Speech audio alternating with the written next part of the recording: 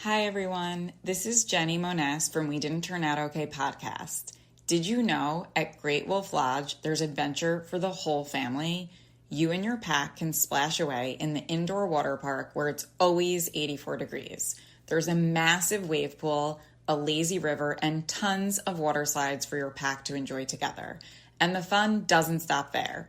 Get ready to explore and play at adventure-packed attractions from Magi Quest, a live action game that takes place throughout the lodge to the Northern Lights Arcade. There's also a bunch of great dining options and complimentary daily events like nightly dance parties, all under one roof.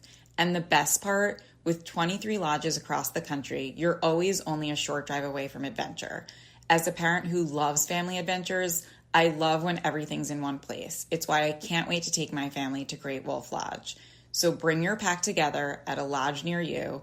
Book your stay today at greatwolf.com and strengthen the pack. If your roof starts to leak or your floor's really squeak, you live in a money pit. Money pit. If your basement needs a pump or your place looks like a dump, you live in a money pit. Money pit. Pick up the telephone. Fix up your home sweet home by calling 888-MONEY-PIT. The Money Pit is presented by Ladera by Pavestone and RoofMax Roof Restoration. Now here's Leslie Segretti. Coast to coast and floorboards to shingles, this is the Money Pit. I'm Leslie Segretti. Thank you so much for joining us. With me, as always, is the amazing Jim Kenzie, Home Improvement's favorite producer. Wow. That's right. Well, you're mine, so I thank you. I must really rank up there in your mind, Leslie. Thank you. You sure do. Thank you, girl. Yeah, thanks you guys so much for joining us. We've got a great show planned for this hour, so let's get right to it. Coming up, do you want to add real value to your home without taking on a massive renovation? We're going to reveal the top 5 home improvement projects that give you the best return on your investment just in time for fall. From smart curb appeal upgrades to simple kitchen updates, these are the projects that boost equity, wow those buyers, and set your home up for long-term value. It's super helpful in this just bizarre, busy, crazy housing market. And last week on the show, we helped you plan the perfect backyard fire pit. This week, we're building it. Coming up, we're going to walk you through the super simple step-by-steps for creating a modern square fire pit using Ladera wall block from Pavestone.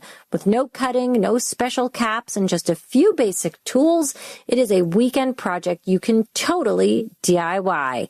And also ahead, this fall, window treatments are getting a major upgrade, and so is your color strategy. From warm earth tones and layered textiles to smart blinds and sleek sheers, we have got your guide to making your home feel rich, cozy, and totally now. Coming up, trend insights that you can start using this weekend. So give us a call right now at 888-MONEY-PIT so we can craft some segments to help you with your projects. Jim, who do we have on the line first? All right, Les, we're going to head over to the wonderful state of Michigan. I wonder why. I know somebody who's from Michigan. No, you don't say. Is it Robert? No. I think it's you. It is me and Robert. Robert, what's going on there? Because I have no idea what's going on here. Well, I have a 1,500 square foot house in northern mid-Michigan, and everything's electric now. I have electric baseboard heat, and I remodeled recently, 20 years ago. Okay, so recent to you, right? And I wondered if a air heat pump, I understood that they're a lot more efficient than they used to be, would be a solution for me. Yeah, I mean, electric systems are expensive, but Michigan's kind of a tough climate for any kind of heat because it is just so chilly. So I guess if your only choice is that or baseboard heat, it probably would be less expensive. But let me tell you a little bit about a heat pump and the way it works so that you're kind of understanding what you're getting into. So a heat pump, first of all, you have to have ducting. I mean, think of it as like a central air conditioning system, but for heat, because the ducts kind of supply the heat through the house. My plan is to just have it come into one main room. Okay, right. But I mean, you're thinking of just having this into one room? Like a wall unit? Yes. The unit would be outside. Okay, so wait, that's a little different. We're talking about a mini split system. So with that, you have like a condensing unit outside, and then you have the air handler, air conditioner part inside mounted up into the wall.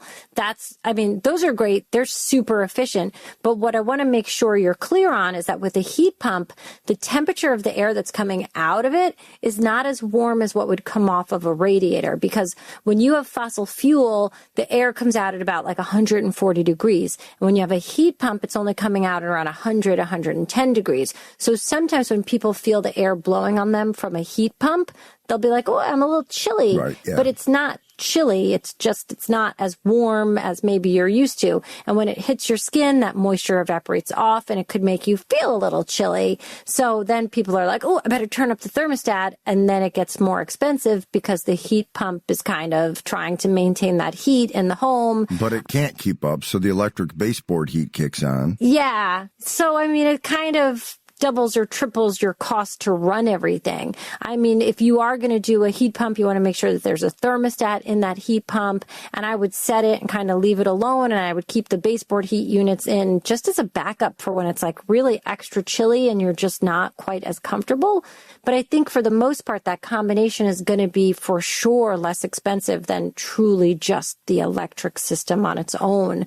The other thing is insulation. Make sure you have at least 19 inches of insulation. I think that's the recommended R value for Michigan for that area. All of that is kind of the number one way to keep the heat in the house. Think of the insulation in the attic as the hat on your head. All that heat is escaping up. So if you've got more insulation, you're keeping that heat in. I think a combination of that is going to do a great job. Are you saying my head's full of hot air? Yes, especially yours. All right. Thanks so much for calling us at 888-MONEY-PIT. Had the time of my life. I never felt this way before. From building timelines to assigning the right people and even spotting risks across dozens of projects, Monday Sidekick knows your business, thinks ahead, and takes action. One click on the star and consider it done. And I owe it all to you. Try Monday Sidekick. AI you'll love to use on Monday.com. All right, Leslie, let's head out to Delaware where Mary's got a question about roofing. What's going on at your money pit, Mary? I have a two-story house with 3-tab shingles that are 25 years old, and I'm about to replace them with architectural. I have an attic fan currently. It's about 30 years old, and I don't really have to keep that, but my question is regarding a replacement attic fan versus the ridge vent.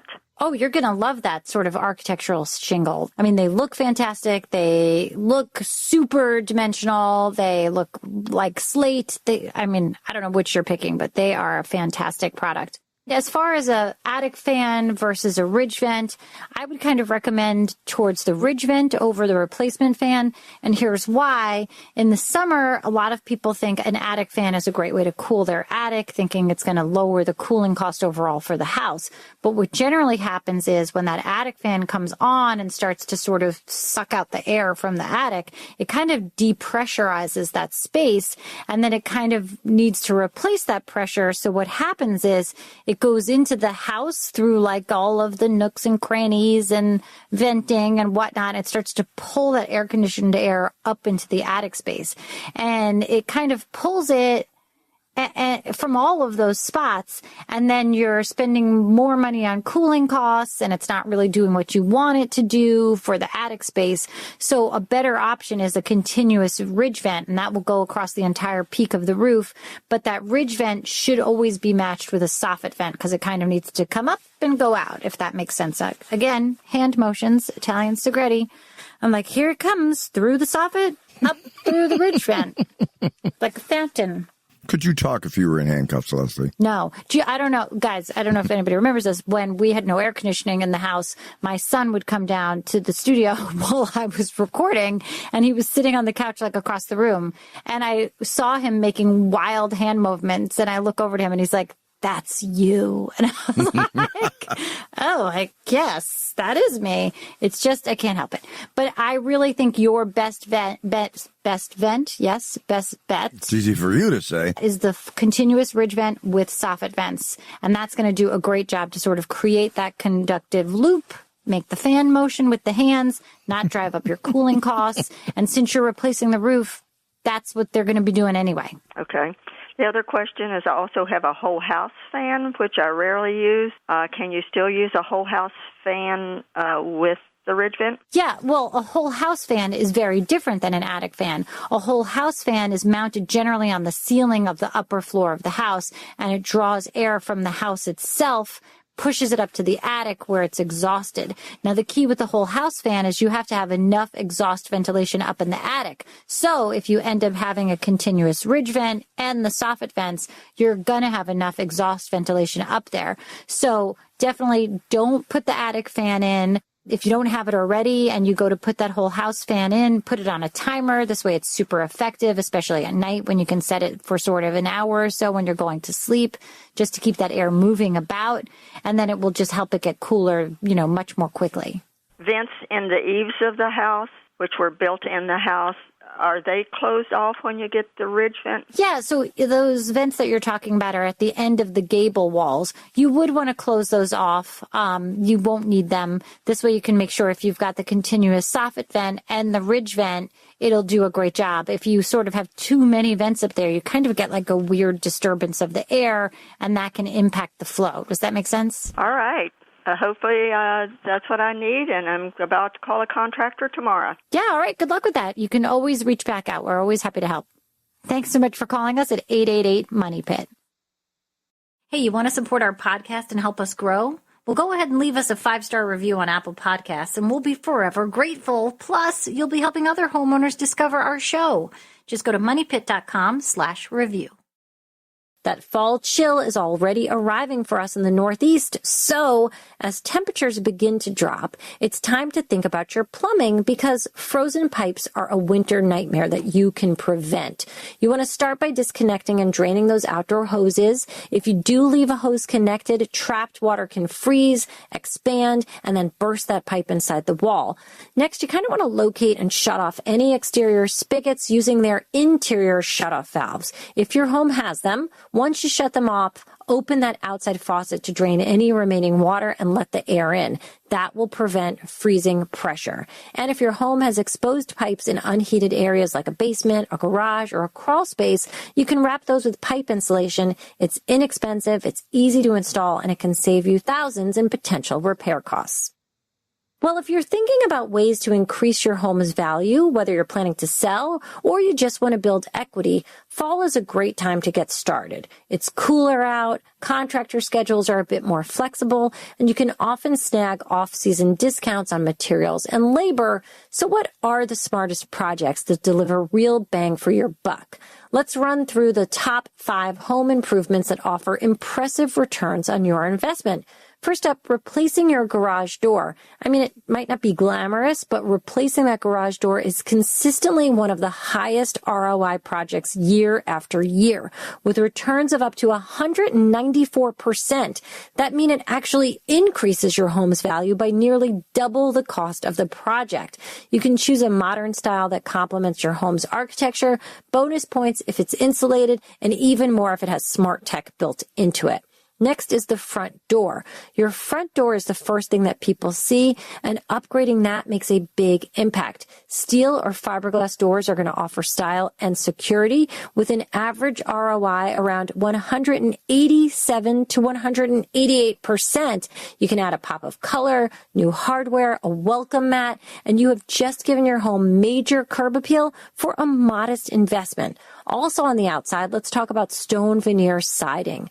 Installing manufactured stone veneer on the front of your home or just around the entryway or a column is a stylish update that makes your home look custom and it makes your home look high end. Even small sections of stonework can pay off big. These deliver around 153% return on investment. I mean, that's huge. No doubt. Now let's talk about refreshing your kitchen. You don't have to do a full gut renovation to get great returns. A minor kitchen remodel, like resurfacing your cabinets, updating the countertops, swapping in new lighting, or just new fixtures, can deliver a 96% return on investment or more. And it's one of the first places that buyers and your guests will notice. And even a small upgrade can make it feel brand new. And lastly, adding a deck or updating your outdoor living area is huge. Outdoor spaces are still very high in demand, especially if you plan to list in the spring. Adding a simple wood deck can yield an 83% return, and creating a cozy fire pit area or built-in seating extends that living space outdoors. If you already have a deck, power wash it, stain or seal the wood, and replace damaged boards to get your house market ready. Final tip here, if your budget is tight, small DIY updates like painting, adding new cabinet hardware, recaulking the bath, all makes a big difference in the perceived value of your home. And remember, curb appeal, kitchens, and first impressions tend to offer the biggest return when it comes time to sell. All right, all good tips. Jim, let's get back to the phones. Thurman from Arkansas is on the line, Les. He's got a blank wall and wants to put in a window. Thurman, how can we help out today? All right, well, I've got a blank wall, if you will, and I want to open it up and install a window, and just kind of want to know what I need to do about the structure part of it, and maybe how I need to go about finishing the sheetrock around it. All right, well, those are great questions. So you've got a blank canvas to start. Is it on the front or the rear of the house? Rear. Okay, so the rear wall, that's generally a load-bearing wall. So what you need to do when you're opening up a load-bearing wall is...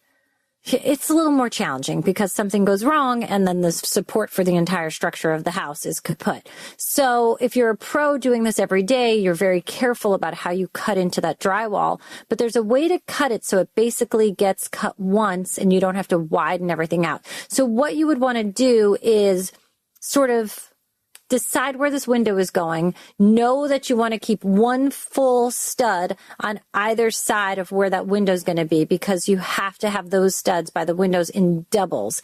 And then when you decide where this window is, you want to carefully cut out the drywall so that you see all of the studs behind it. So it's sort of like just an x-ray into the spot where the window is going to be, and you see all that stud work and say, all right, this is how wide my window is. Generally, you're not going to go with a stock window here. Maybe you're having something made from scratch because of the situation with where the stud work is. And what you want to do is make sure you're doubling up the studs on the exterior of both of the window, and then doubling up the sort of creating a header above the window itself. Generally, you're only going to have to take out one stud in the middle if you're looking at like a 30 to a 36-inch wide window. If you're going to have to go bigger, then maybe you need to build an additional stud or an additional header plate. It gets a little tricky, but it's not terribly complicated because you're not taking out that entire wall. You're just sort of taking out a little section of the middle or wherever this window's going, and you can build support around that. So definitely slice out the drywall, look at what the stud situation is behind there. It's quite a few steps, but it's not something tremendously difficult. That said, if you're not entirely comfortable with this process, you would want to hire a pro who's disassembled and reassembled this type of wall. But you need a header across the top of where the window is going to be and double studs on either side of where this window will be. And that really is how you want to do it. Right. That's what I was wondering about, the load on that wall. Yeah, I mean, that is the way you do it. You build it in such a way that it's supporting itself while you're disassembling it. And then once the window is in and that framing is done, you can pull out that temporary wall. Like, it's a simple way to kind of give that extra support is by adding in all of these studs, adding in these extra headers, adding in a plate there. It's a bit tricky, but it does support it. It's kind of like just a fake support while you're building this window, and that should definitely do the trick. But if you're not comfortable, bring in a pro who can definitely disassemble and reassemble in a way that doesn't cause any issues. Right. Well, thanks for the information. Yeah, you're welcome, Thurman. Enjoy the view. When did making plans get this complicated? It's time to streamline with WhatsApp, the secure messaging app that brings the whole group together. Use polls to settle dinner plans. Send event invites and pin messages so no one forgets Mom's 60th. And never miss a meme or milestone. All protected with end-to-end encryption. It's time for WhatsApp. Message privately with everyone. Learn more at whatsapp.com. This episode is brought to you by State Farm. Insurance may all seem the same on the surface, but having insurance isn't the same as having State Farm. It's like getting a speech from your third cousin's +1 at your wedding when you needed a speech from your best man. You wouldn't settle for just any speech, so don't settle for just any insurance. When it comes to getting the help you need, State Farm is the real deal. Like a good neighbor, State Farm is there. Well, fall is prime time to show your roof a little love. You want to start by checking your gutters. Leaves and debris can clog them up pretty fast, and that can lead to water backups, roof rot, and even foundation issues. Clean them out and make sure those downspouts are draining 4 to 6 feet away from the foundation. And while you're at it, do a visual scan of those shingles. If you're seeing bald spots, you're noticing gritty granules collecting in the gutters, your roof is trying to tell you something. It's aging fast. Those granules protect your shingles from UV damage and weather wear, and when they start shedding, leaks aren't far behind. You can use binoculars or a smartphone zoom to check for cracked, curled, or missing shingles, and if anything seems questionable, don't climb up yourself. Call in a pro for an inspection. All right, Jim, let's see who we have on the phone next. Well, being a 13-year-old boy at heart, Leslie, you know what a roof tells me? Time to buy a drone. Oh, drones are for all people of all ages. Oh, my God. They're cool. They are cool.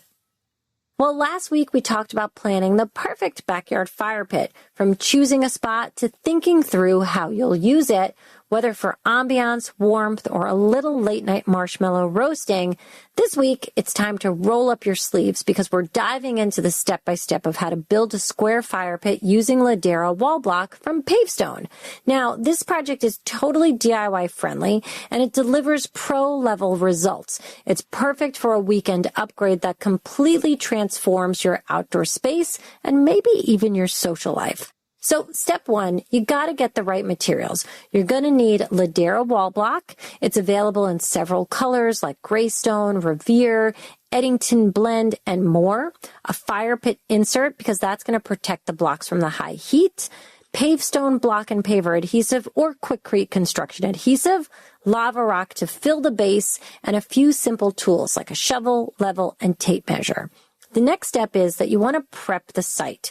So choose that flat area away from structures, trees, anything flammable, and measure and mark out a 40-inch by 40-inch square. That's going to be the size of your finished fire pit. You want to remove grass and debris and make sure that ground is perfectly level.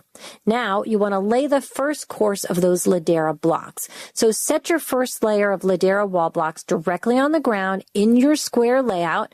Ladera blocks come in one nominal size, but they do feature 7 unique face patterns and false joints, which helps to disguise that repetition, and it creates a custom look with 0 cutting needed. Now you want to use a level to check each block as you go. A flat foundation means everything else is going to stack up true. Now, as you stack and adhere, once that first course is down, apply a bead of Pavestone block and paver adhesive or the Quikrete construction adhesive to the top of each block and begin stacking the second layer. You want to repeat for the third and for the final course. And most square fire pits are built with 3 layers, which brings your wall height to about 15 inches. And what's great here is you don't need capstone or corner blocks. You just stack, adhere, and level. It's fast, it's simple, it's rock solid. And lastly, you're going to insert that fire pit ring and fill the base. So place that fire pit insert inside that block circle. This creates that heat barrier and extends the life of the fire pit itself. And then fill that base with lava rock or pea gravel to complete the look and help with drainage. One final thought here is that with these projects where you get a lot of reward for very little effort, it's awesome because it's durable thanks to the precast modern concrete construction. It's stylish and it's totally doable in a single afternoon. And if you want to see it done step by step, Pavestone has a project video and instructions right there for you at pavestone.com. You can even submit your project photos for a chance to be featured. Great project. You're going to get a ton of use out of it. I mean, can we say s'mores, everybody? All right. Hey guys, are you ready to tackle any home project with confidence? Well, whether you are planning a decor project, remodeling your kitchen or bath, or fixing that leak or a squeak, we are here to help you every step of the way on the Money Pit. Check out our podcast, guys. You can subscribe for free at moneypit.com/podcast. Well, as the leaves shift and the light changes, it is the perfect time to give your home a subtle refresh. And this year, it's all about color and texture, warm, lush, and deeply expressive. So let's dive into what's trending for 2026 interiors and for your window treatments. Now, warm, earthy color palettes, this is what designers are really leaning into. Deep, grounded tones like terracotta, ochre, olive, clay, colors that feel natural, that feel comforting and timeless. Sherwin-Williams is also spotlighting these fall-forward palettes, including their sun-baked hues. It's rich terracotta, it's saffron yellow, and modern reds, which are perfect for adding depth and warmth to your living room or even your home office. Now, soft textural neutrals and mood anchors. If you're craving a softer calm, think about frosted tints. So like a pastel lavender, a soft green, kind of airy tones. Their serene vibe is ideal for bathrooms or peaceful corners. In contrast, though, restorative darks like deep plums and rich browns are all the rage for creating cozy cocoon-like spaces that feel intimate and indulgent. Now, this year, Dutch Boy's 2026 color of the year is a versatile neutral called Melodious Ivory. It is a creamy, warm neutral. It's versatile across styles from rustic to minimalistic, and it pairs beautifully with bold accents and soft palettes. You can surround it with palettes like Heartland, like earthy reds or greens, or what they're calling serendipity over at Dutch Boy, cheerful tones for a cohesive look. You do want to avoid what's outdated, and designers are warning that cool whites, grays, neon brights are kind of just falling flat. Those bright clinical neutrals feel dated, and 2026 is about warmth, depth, and emotion-driven color choices. Now let's talk about our windows. They run the gamut as well, and we don't really talk about them from a trend standpoint. So this year, minimalistic and sleek designs. So think about clean lines are going to dominate. Sheer curtains crafted from linen or lightweight fabrics will offer you beautiful diffused light and soft style. And they're really an ideal way to soften your space for the fall. Layered, luxurious looks. I mean, bland windows are kind of over with. Designers are laying Roman shades with sheers, floor-to-ceiling drapes for drama and warmth. It's a layered approach that's going to add both texture and function, and that's perfect for the cooler weather. And natural materials and smart tech are big. Woven woods, bamboo shades, natural fibers are trending with their organic look and their eco-friendly appeal.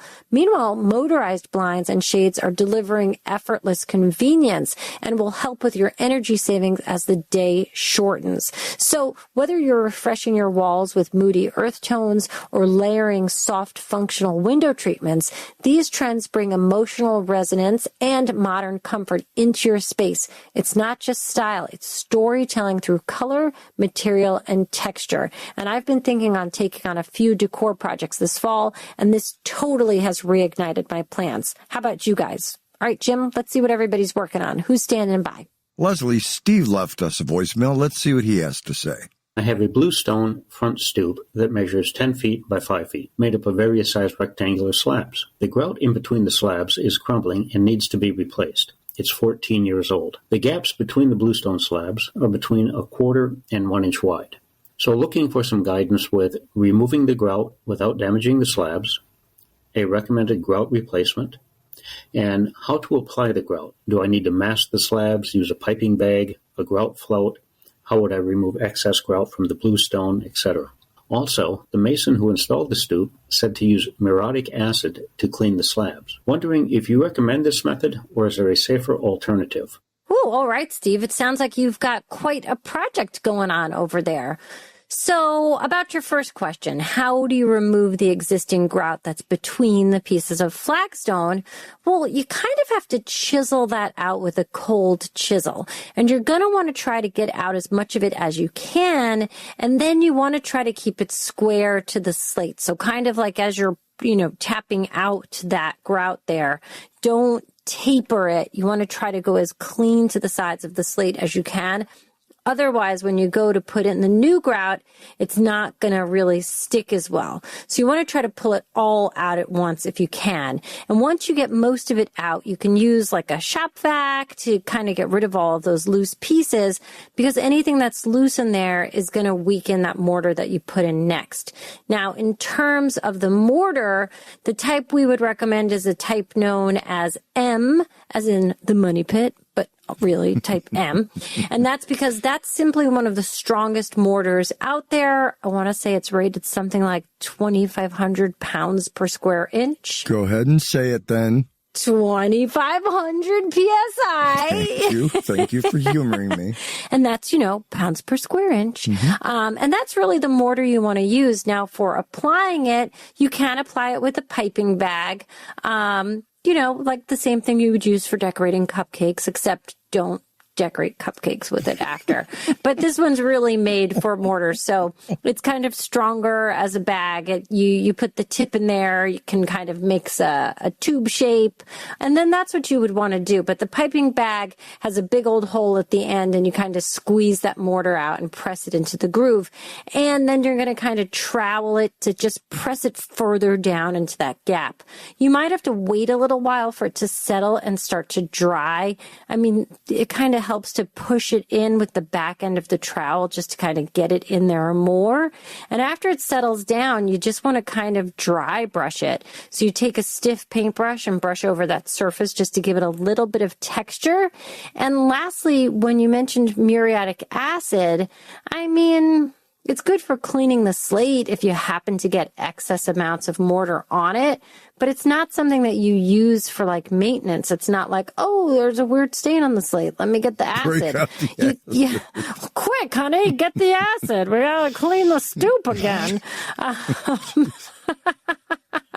No, it's kind of like corrosive.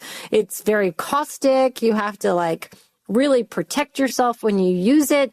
So if for some reason you're like, blah, and you spill that mortar everywhere, and it's hardened and I can't clean it, then yes.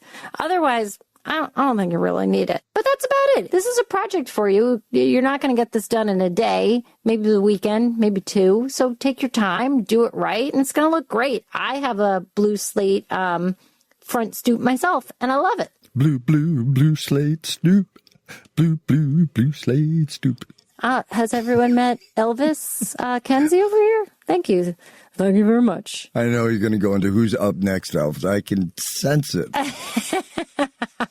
Maybe I should do this next tease in my best Elvis, which wasn't a very good Elvis.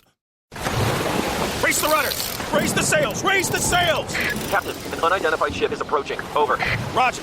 Wait, is that an Enterprise sales solution? Reach sales professionals, not professional sailors. With LinkedIn ads, you can target the right people by industry, job title, and more. Start converting your B2B audience today. Spend $250 on your first campaign and get a free $250 credit for the next one.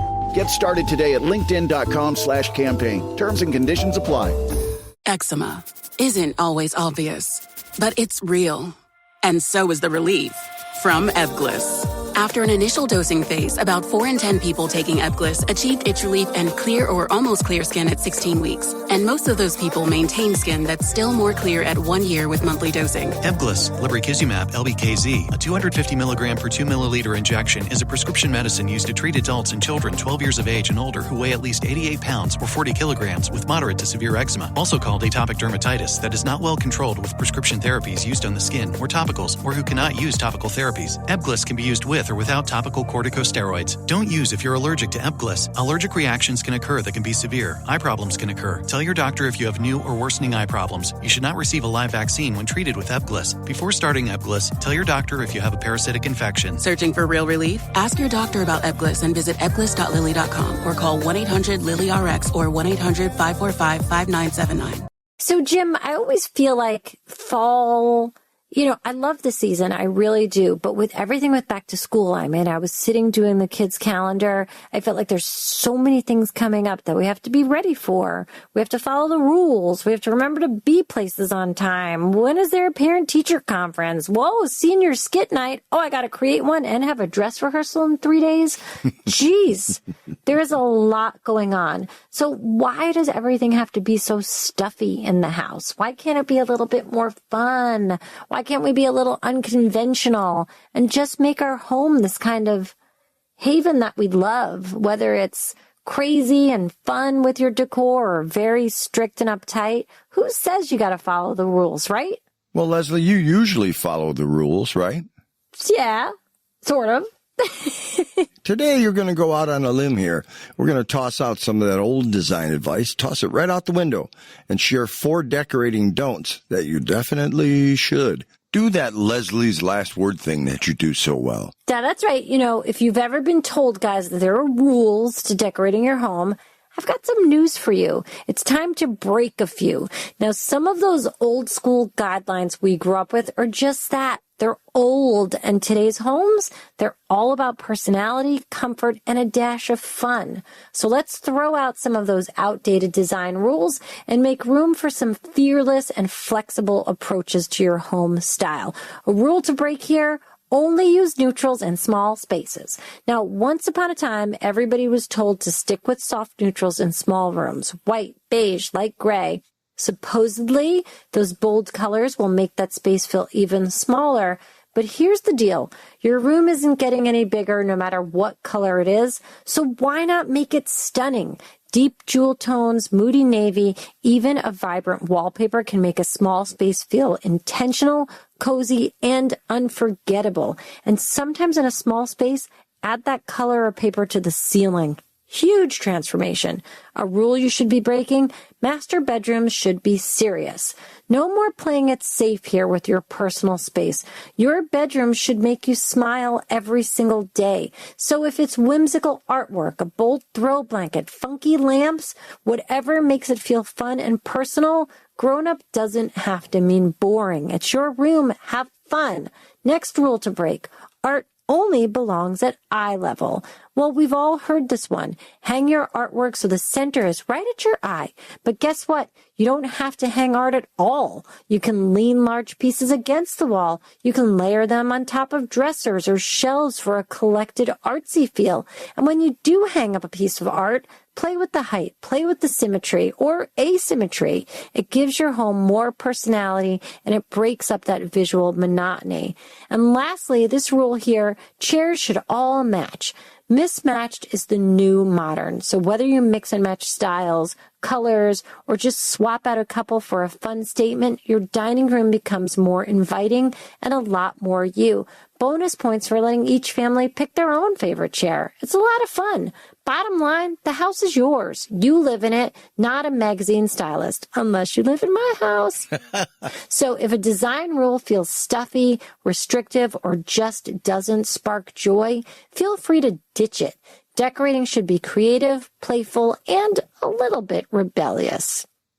Well, we covered a lot of home improvement ground this hour, guys, from building that perfect fire pit and being on trend with your color choices for 2026.